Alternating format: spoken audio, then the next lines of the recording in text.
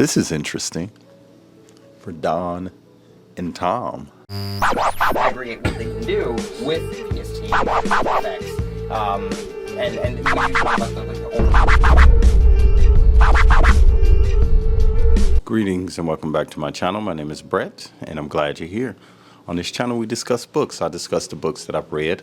I discuss books that I plan to read, and I discuss books that once belonged to dead people. Before we get started into episode 7 of the Dead Man's Book Collection, I want to take a moment to thank everyone who has subscribed to my channel, everyone who has watched my videos, super fans, super audience, super comments. I appreciate it all. As of right now, the channel is at 7,035, and I thank you so very much to those who have subscribed to my channel. I was up last night and I waited from 69.99 to 7,000. So yeah, I may be corny, but that's what I do. When I look at this collection, I just snatched out some books and I see Homer. I see D.H. Lawrence. We discussed him a few episodes ago, not in full detail. Arthur Miller. I see Ibsen, you sci-fi lovers, and I see Doris Agee. So this episode should be really good. Quick recap. Here's a quick recap from older episodes. We found this picture. We found this picture. And thank you to those who commented that the hair can, even if you are born blonde or you have blonde hair in your early years, it can get darker and things like that. So I appreciate you guys pulling my coat on that because I just didn't know that. Okay, and we have the playbill from Pride and Prejudice. Okay, these are the items that I put those back. Okay, those are the items that I do plan on when I contact the family upon conclusion of this series. I'm going to offer to return them if they'd like them back, just to let them know that they're there and see what other information I can gather for the final episode, so to speak. So without further ado, let's get into the books. The first book is by L.P. Davies. It's called Artificial Man.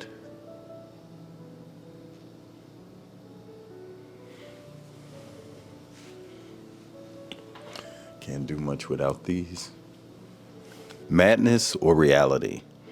It's the year of the state, 2016. But in Booty, it's the year of the Lord, 1966. Something is wrong, something monstrous and unnatural. And Alan Fraser, whoever he is, whatever he is, finds himself right in the middle of it. Kieran Summers tries to help Alan discover the truth about what's happening, but she sets off a chain of events more frightening, more horrible than anyone can imagine. Interesting, this book was 60 cents. Jim Heady? See a name in this book. It says Jim Heady. That is a name we haven't heard before. Oh my God. Let's see. Okay, it is first printing September 1968. The Iliad. Homer, the Iliad, was one of Mr. Terelski's books. I can see his name. I do see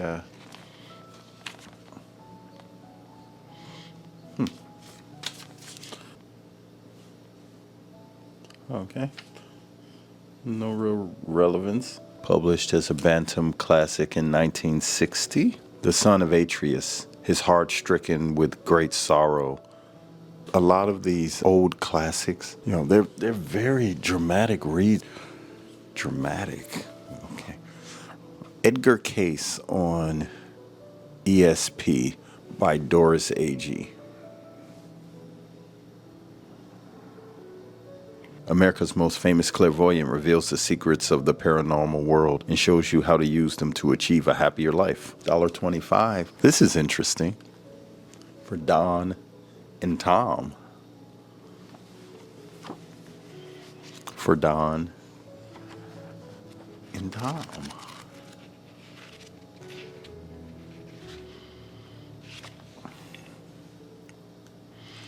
For Don and Tom. Maybe Don is the brother. Someone did mention a brother, so maybe it would be nice to have one of those little Walden books in there. Okay, this book is pretty old, so I have to be careful. I can feel the spine literally getting ready to crumble. Ever since I can remember, I have seen colors in connection with people. I do not remember a time when the human beings I encountered did not register on my retina with blues and greens and reds gently pouring from their heads and shoulders. It was a long time before I realized that other people did not see these colors. It was a long time before I heard the word aura and learned to apply it to this phenomenon, which to me was commonplace. This seems like it'd be a really interesting read. Okay, this is After the Rain by John Bowen. This is a sci-fi novel, I'm sure. Quick peruse through. This is an original novel, not a reprint.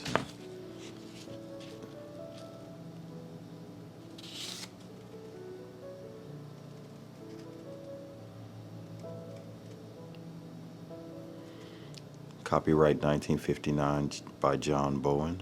First printing January 1959. For my mother and father. How would you react if you found yourself on a modern-day Noah's Ark with no foreseeable prospect of finding dry land? I wonder if that's where the premise of Naked and Afraid came from. What could you think of to extend the limited supply of food? Would you agree to separate sleeping quarters from male and female? Would you feel that any human life you encountered was precious to the survival of the race? Or would you want to kill all others in order to give yourself a better chance? How would you survive? Damon Knight says this is literate, profound, and provocative. 50 cents, Valentine's science fiction original. The Sinking Lady Liberty. Strong, Naked and Afraid. Ursula K. Le Guin, The Tombs of Atuan.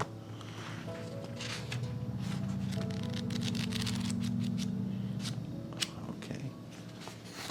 Let's see what we can find in this little book. The Tombs of Atuan is part of a trilogy. The Wizard of Earthsea and The Furthest Shore are the others. This book is dedicated for the redhead from Telluride, Arha, the maiden priestess, Jed, the young wizard. They took away everything, home, family, possessions. They gave her a name, Arha, the eaten one.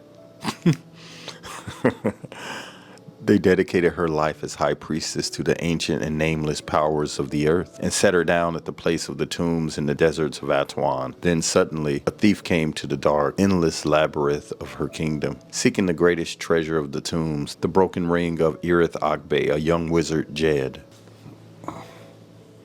Looks like there are 3 plays in here. Hedda Gambler, The Pillars of the Community, and The Wild Duck. This is the introduction.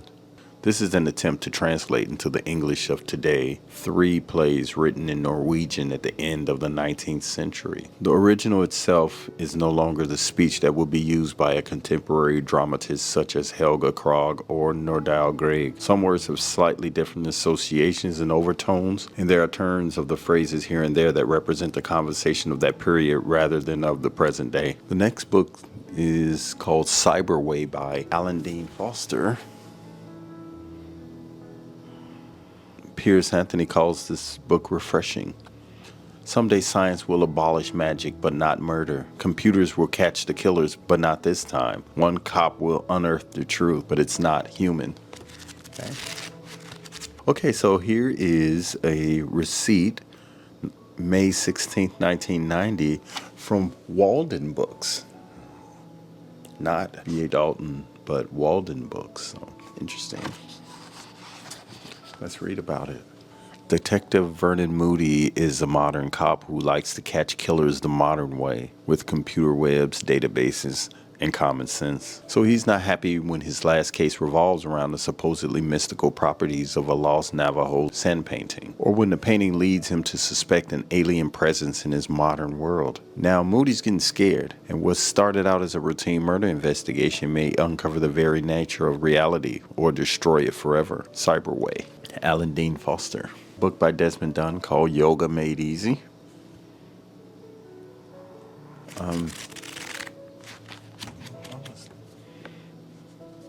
Okay, I see a card from a Michael Chesler, who is a furniture buyer for Shawls, or was. 208 South Wabash in Chicago.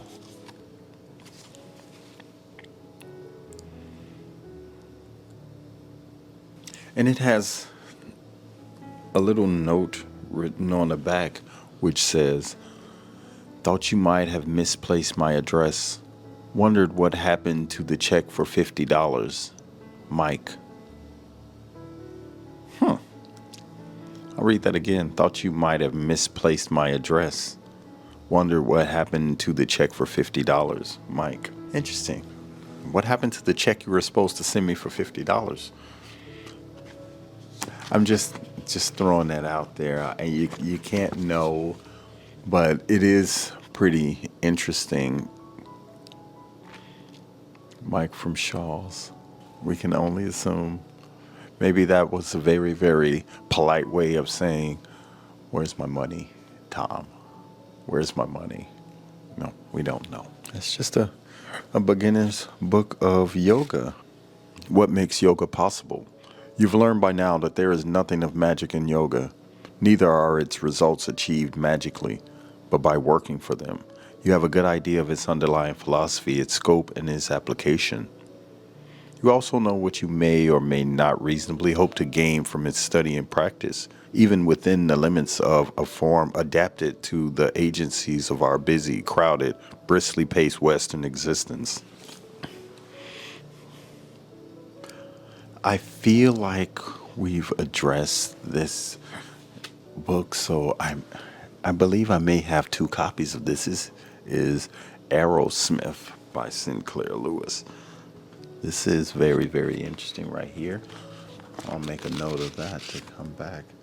Okay, so I'm flipping through this book, and if you notice, and I could feel a difference in the way the pages were laying as I flipped through them. And on page 169, look at this misprint.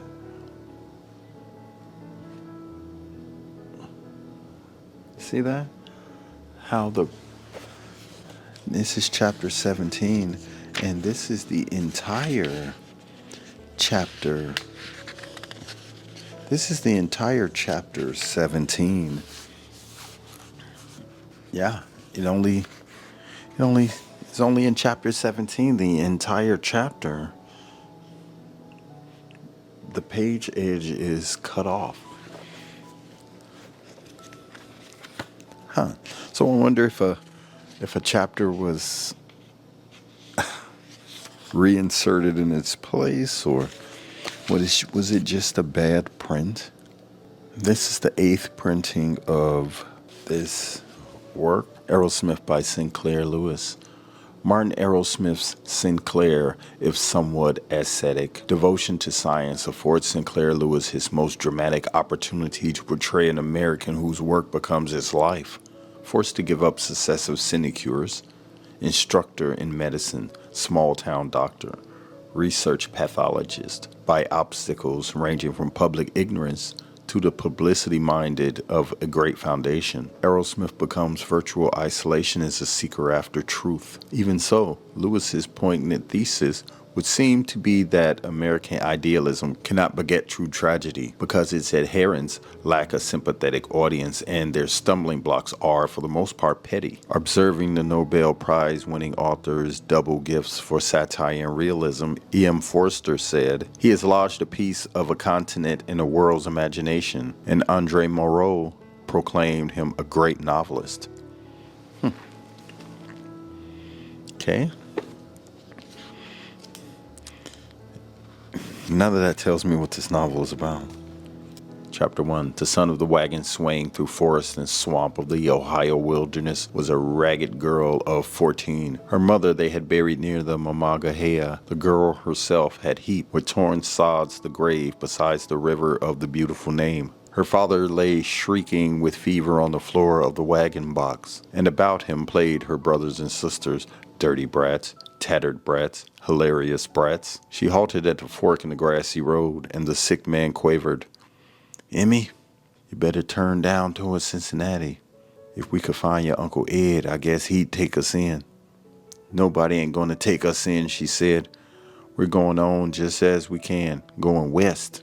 There's a whole lot of new things I aim to be seeing." She cooked the supper and put the children to bed and sat by the fire alone. That was the great-grandmother of Martin Arrowsmith. This is pretty powerful. I think I have to put this over here. Arthur Miller, The Crucible. This is a play, and is this another copy?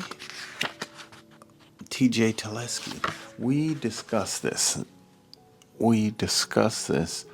I don't want to go back through the whole thing to see if there was another, but I remember this already.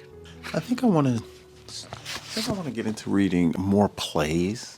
Few serious American playwrights have captured the imagination of the theater public all over the world, as has Arthur Miller with Death of the Salesman and The Crucible. Mr. Miller's plays are rooted in the realistically critical view of American life and propelled by the intense personal conviction of a man who cares what he writes about and writes about something that matters. In The Crucible, he turns for his setting to the grim days of the Salem witch trials and brings into urgently brilliant focus an issue that still weighs heavily the progress of American civilization, the problem of guilt by association. Suzanne White's Book of Chinese Chants. Suzanne White first learned about Chinese chants in Paris, where she lived and came to know Jane Fonda, Dory Previn, Yul Brynner, Bob Dylan, and many other celebrities. Chinese horoscope book. Okay. There was just a piece of paper that didn't look to have any real significance in it. Okay, so this is another book that he owned.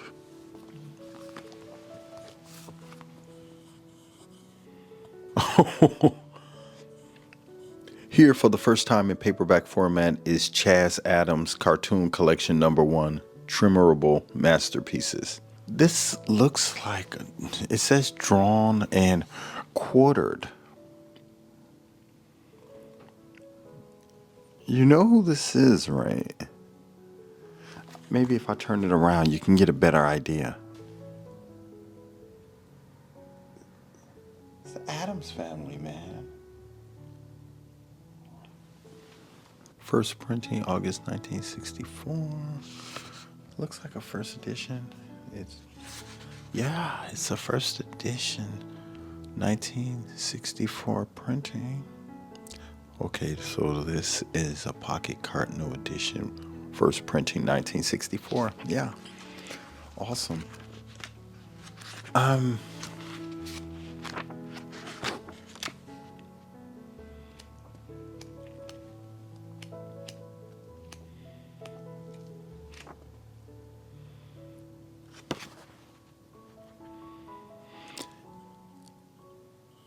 In this book are to be found the first family portraits of Mr. Adams' typical American family in their typical American ranch home, which over the years has chilled its way into the hearts of all America. 2 more books to go. Tony Chris, The Dream Dictionary. This thing keeps trying to track my face. Dream Dictionary. I'm getting close as I can. It says, The Miniature Library of Latasha. 4 easy steps to understanding your dreams. Write down your dreams. Look up the entry that best describes the opening scene. Look up the symbols and the situations that occurred in your dream. Discover what your dream actually means. Avalanche. The power of frozen emotions. We can freeze sexuality by anger or jealousy, etc., and the buildup of tension might then release in a dangerous way. So this takes symbols and is translating symbols. Axe, idioms, axe to grind, to be axed, lose one's job. So I looked up fish. When we will to speak or move, unconscious physical or psychological impulses and processes occur to produce the response. So like fishing for something. Also, the attitudes and urges we have in common with humanity. The collective unconscious and the impulses or insights arising therefrom can therefore represent the self or Christ. Sexual drive in connection with reproduction.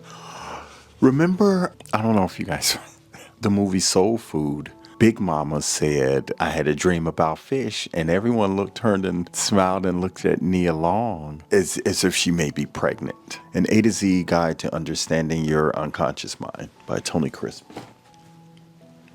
Last book is D.H. Lawrence, St. Maur and the Man Who Died, a vintage book. Volume 71, 125, and a spine so fragile that if I even attempt to crack it all the way open, the cover will break. Okay, so I did find something in here. Okay, looks like just an index card. Remember, you used to have to use those in school. They do make great bookmarks, though. Lou Witt had her own way for so long that by the age of 25, she didn't know where she was. Having one's own way landed one completely at sea. St. Maur, I suppose, will commonly be described as a long, short story, a novella rather than a novel. Actually, that description, with its limiting effects, has a marked infelicity. It certainly doesn't suggest the nature or weight of the astonishing work of the genius that Lawrence's dramatic poem is. St. Maur seems to me to present a creative and technical originality not less remarkable than that of The Wasteland, and to be more questionably than that poem. St. Maur, I suppose, will commonly be described as a long, short story, a novella rather than a novel. In The Man Who Died, Lawrence liked the four Gospels except for the last episodes, the Ascension. However, corporeal seemed untrue to man's experience. Okay, so that's the last book in today's pile. Two books I wanted to kind of go back to for a minute. One being the Drawn and Quartered book by Mr. Adams, which I think is very interesting. I'm going to do a little bit more research and see what I can find out. And if you have any ideas or thoughts on that, please share them. And this one by Edgar Case on ESP, which has For Don and Tom.